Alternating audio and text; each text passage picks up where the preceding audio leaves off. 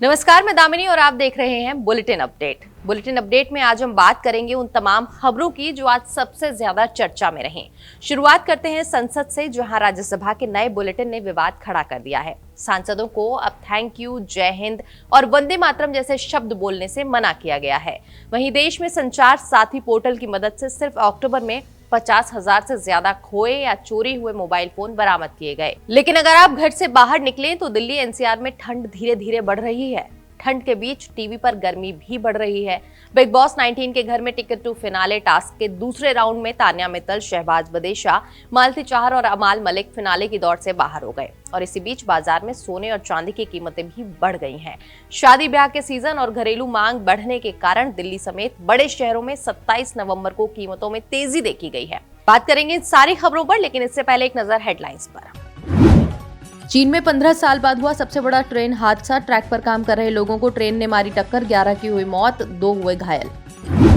Hong Kong में 77 साल में सबसे भीषण आग लगी, 55 की हुई मौत, 8 बहुमंजिला इमारतें जली, 280 अभी भी लापता। भारतीय विदेश मंत्रालय के प्रवक्ता रणधीर जायसवाल ने कहा, धर्म ध्वजा फहराने पर ज्ञान न दे पाकिस्तान। पीएम मोदी के राम मंदिर में कार्यक्रम कर रहा था, ये मुस्लिम विरासत मिटाने की कोशिश। सुप्रीम कोर्ट बोला, अश्लील कंटेंट की जिम्मेदारी किसी को लेनी होगी। गंदा कंटेंट रोकने तक लाखों लोग देख लेते हैं, सरकार 4 हफ्ते में नियम बनाए। दिल्ली प्रदूषण पर सुप्रीम कोर्ट के सीजेआई सूर्यकांत बोले, हमारे पास जादू की छड़ी नहीं जिससे आदेश जारी करते ही हवा साफ हो जाए। एक्सपर्ट साइंटिस्ट को समाधान खोजना चाहिए। देश की संसद में एक बार फिर विवाद सामने आया। इस बार मामला राज्यसभा के नए बुलेटिन का है, जिसमें सांसदों को अपने भाषण के दौरान थैंक यू, जय हिंद और वंदे मातरम जैसे शब्दों के इस्तेमाल से बचने की सलाह दी गई है। इस फैसले ने राजनीतिक माहौल गर्म कर दिया है। कई नेताओं ने नाराजगी जताई है और सबसे कड़ी प्रतिक्रिया पश्चिम बंगाल की मुख्यमंत्री ममता बनर्जी की रही, जिन्होंने इसे सीधा देश की परंपराओं और आजादी के नारों पर रोक बताया।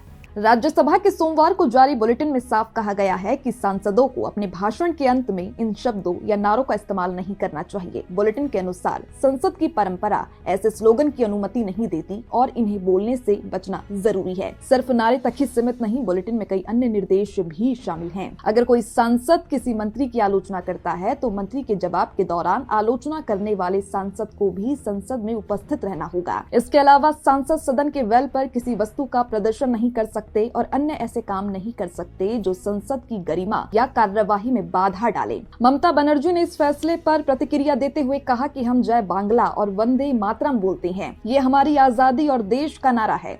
नेताजी सुभाष चंद्र बोस का नारा है, जिस नारे से टकराएगा उसके खिलाफ हम खड़े होंगे। उन्होंने ये भी कहा कि ये फैसला लोगों की भावनाओं और राष्ट्रीय प्रतीकों के खिलाफ है। राज्यसभा ने बुलेटिन जारी करके संसद की गरिमा बनाए रखने और कार्यवाही को व्यवस्थित रखने का मकसद बताया है, लेकिन इस पर पहले ही विरोध और बहस शुरू हो गई है। सांसदों और राजनीतिक दलों की प्रतिक्रियाएं इस फैसले को लेकर अब भी जारी है और आने वाले दिनों में ये बहस और गहराने की संभावना है। भारत सरकार का संचार साथी पोर्टल अब खोए या चोरी हुए मोबाइल फोन ढूंढने में बड़ी मदद साबित हो रहा है। हाल ही में सामने आए आंकड़ों के मुताबिक सिर्फ अक्टूबर के 30 दिनों में इस पोर्टल के जरिए 50,000 से ज्यादा मोबाइल फोन वापस मिल चुके हैं। सीधे शब्दों में कहें तो संचार साथी पोर्टल अब हर मिनट 1 या उससे ज्यादा मोबाइल फोन खोज निकाल रहा है, जिससे लोगों को इस प्लेटफॉर्म पर भरोसा लगातार बढ़ रहा है। भारत सरकार का संचार साथी पोर्टल खोए हुए या चोरी हुए फोन को खोजने में अब काफी कारगर साबित हो रहा है। हाल ही में जारी आंकड़ों की माने तो सिर्फ अक्टूबर महीने में पोर्टल की मदद से 30 दिनों के भीतर 50,000 से ज्यादा फोन बरामद किए गए। ये एक बड़ी उपलब्धि मानी जा रही है, क्योंकि संचार साथी पोर्टल की मदद से फोन खोजने की संख्या लगातार बढ़ती जा रही है। जून से अक्टूबर के बीच खोए हुए फोन की बरामदगी में 47% का इजाफा देखा गया। इसे आसान भाषा में कहें तो इस पोर्टल की मदद से हर मिनट 1 या उससे ज्यादा फोन खोजे जा रही हैं। राज्यों के हिसाब से देखा जाए तो कर्नाटक और तेलंगाना सबसे आगे है, जहां 1 लाख से ज्यादा खोए हुए या चोरी हुए फोन बरामद किए गए। इसके बाद महाराष्ट्र का नंबर आता है, जहां लगभग 80,000 फोन ढूंढे गए। बेंगलुरु और हैदराबाद की सरकारी एजेंसियों लोगों को इस पोर्टल का इस्तेमाल करने की सलाह दे रही हैं। संचार साथी पोर्टल की मदद से चोरी हुए फोन का पता जल्दी लगाया जाता है। जैसे ही किसी चोरी हुए फोन में नया सिम डाला जाता है, संबंधित पुलिस विभाग को अलर्ट मिल जाता है और कुछ ही घंटों में फोन बरामद कर लिया जाता है। कई बार ऐसे मामले भी सामने आए हैं जिनमें फोन मिलने के बाद चोरी के संगठित नेटवर्क का भी पता चला।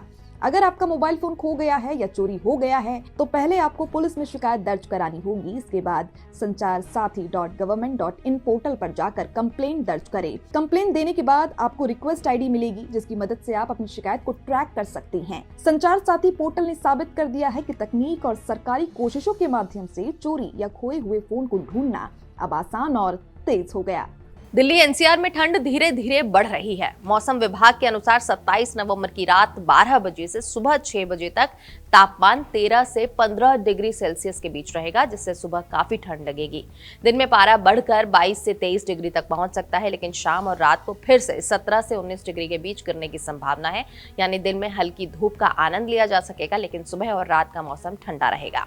दिल्ली एनसीआर में ठंड धीरे धीरे बढ़ती जा रही है। मौसम विभाग के अनुसार 27 नवंबर की रात 12 बजे से सुबह 6 बजे तक तापमान 13 से 15 डिग्री सेल्सियस रह सकता है। इस समय लोगों को अच्छी खासी ठंड महसूस होगी।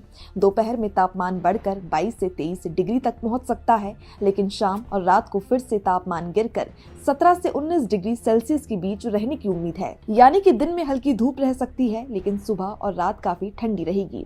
अब बात करते हैं प्रदूषण की। दिल्ली की हवा में पिछले कुछ दिनों से थोड़ा सुधार देखा गया है। इसी वजह से वायु गुणवत्ता प्रबंधन आयोग यानी कि CAQM ने ग्रैप का स्टेज 3 हटा दिया है। आपको बता दें कि ग्रैप यानी ग्रेडेड रिस्पॉन्स एक्शन प्लान प्रदूषण बढ़ने पर लागू की जाने वाली पाबंदियों का सिस्टम है। हालांकि राहत की बात यह है कि स्टेज 3 हट गया है, लेकिन स्टेज 1 और स्टेज 2 की पाबंदियां अभी भी जारी रहेंगी। सभी एजेंसियों को आदेश दिया गया है कि नियमों का सख्ती से पालन करवाया जाए, ताकि प्रदूषण की स्थिति फिर से खराब न हो। CAQM की सब कमेटी ने IMD और IITM के मौसम और हवा की गुणवत्ता के अनुमान की समीक्षा करने के बाद ये फैसला लिया। पिछले 4 दिनों से दिल्ली का AQI लगातार बेहतर हो रहा था। बुधवार को AQI 327 रहा, जो कि बहुत खराब श्रेणी में आता है, लेकिन पहले की तुलना में थोड़ा बेहतर है। अनुमान है कि आने वाले दिनों में भी AQI बहुत खराब श्रेणी में रह सकता है, लेकिन गंभीर स्तर तक नहीं जाएगा। इसी वजह से स्टेज 3 वापस ले लिया गया। निर्माण और ध्वस्तीकरण गतिविधियों को लेकर भी महत्वपूर्ण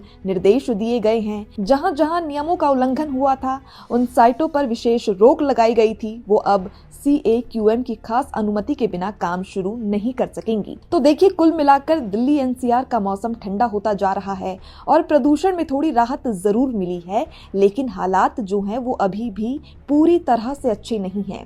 इसीलिए लोगों को एहतियात बरतने और बाहर निकलते वक्त ठंड और हवा की गुणवत्ता दोनों का ध्यान रखने की जरूरत है। और बिग बॉस 19 के घर में टिकट टू फिनाले टास्क का दूसरा राउंड काफी जबरदस्त रहा। इस राउंड में तान्या मित्तल, शहबाज बदेशा, मालती चाहर और अमाल मलिक फिनाले की रेस से बाहर हो गए। आग का दरिया नाम के इस टास्क में कंटेस्टेंट्स को जलते हुए ट्रैक को पार करते हुए अपने प्रतिद्वंदी से पहले दूसरी तरफ पहुंचना था। वहीं हेल्पर चुनने का ट्विस्ट आते ही खेल और दिलचस्प हो गया और घर का माहौल पूरी तरह से गर्मा उठा। इस दौरान तान्या मित्तल और प्रणीत मोरे के बीच बहस हो गई और फरहाना भट्ट ने प्रणीत के लुक्स पर भद्दा कमेंट किया।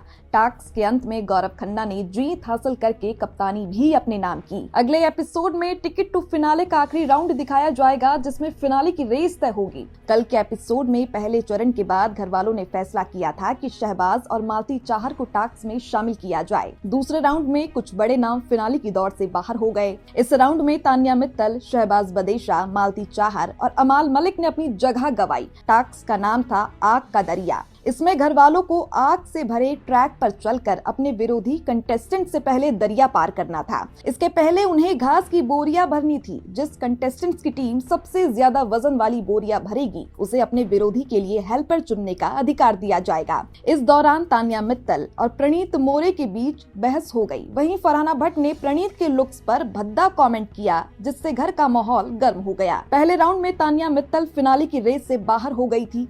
हार के बाद तान्या ने अशनूर और उनके हेल्पर गौरव खन्ना के साथ साथ अपने हेल्पर प्रणीत पर भी गुस्सा निकाला। उन्होंने अशनूर को चीटर कहा और फिनाले तक नहीं पहुंचने की चुनौती दी। गौरव ने तान्या के बर्ताव का मजाक उड़ाया, जिस पर तान्या ने उनको भी चीटर कहा। दूसरे राउंड में शहबाज और प्रणीत मोरे के बीच मुकाबला हुआ, जिसमें प्रणीत मोरे ने जीत हासिल की। तीसरे राउंड में गौरव खन्ना ने मालती चाहर को हराया और चौथे राउंड में फरहाना भट्ट ने अमाल मलिक को मात दी। तो इसी जीत के साथ गौरव खन्ना को कप्तानी का टाइटल भी मिला। अगले एपिसोड में टिकट टू फिनाले का आखिरी राउंड दिखाया जाएगा, जिसमें फिनाले के लिए अंतिम मुकाबला होगा। और देश में सोने और चांदी की कीमतें लगातार बढ़ रही हैं। 27 नवंबर को दिल्ली सहित सभी बड़े शहरों में दोनों धातुओं के रेट और ऊपर चले गए। इसकी मुख्य वजह शादी का सीजन और घरेलू बाजार में बढ़ती मांग बताई जा रही है। साथ ही अंतर्राष्ट्रीय बाजार में भी सोना चांदी महंगे हो रहे हैं, जिसका असर सीधे भारतीय कीमतों पर पड़ रहा है। दिल्ली में 24 कैरेट सोने का भाव 1,28,070 प्रति 10 ग्राम तक पहुंच गया है। वहीं 22 कैरेट सोने का दाम 1,16,610 प्रति 10 ग्राम के करीब है। मुंबई, चेन्नई, बेंगलुरु और कोलकाता जैसे बड़े शहरों में भी गोल्ड रेट में बढ़ोतरी देखने को मिली है। इन शहरों में 22 कैरेट गोल्ड का भाव लगभग 1,17,260 प्रति 10 ग्राम है, जबकि 24 कैरेट गोल्ड 1,27,920 प्रति 10 ग्राम पर बिक रहा है। वैश्विक बाजार में सोने का हाजिर भाव $4,164.30 प्रति औसतन दर्ज किया गया। निवेशकों की बढ़ती खरीदारी का असर सीधे भारतीय बाजारों पर दिख रहा है। सोने के साथ ही चांदी के दामों में भी तेजी देखी जा रही है। 27 नवंबर को चांदी का रेट 1,69,100 प्रति किलोग्राम तक पहुंच गया है। अंतर्राष्ट्रीय बाजार में चांदी का हाजिर भाव $52.37 प्रति औसतन है। मशहूर अमेरिकी निवेशक और लेखक रॉबर्ट कियोसाकी का कहना है कि आने वाले समय में चांदी $70 तक जा सकती है और 2026 तक इसकी कीमत $200 प्रति औसतन तक पहुंच सकती है। भारत में सोने की कीमतों का निर्धारण जटिल प्रक्रिया से होता है।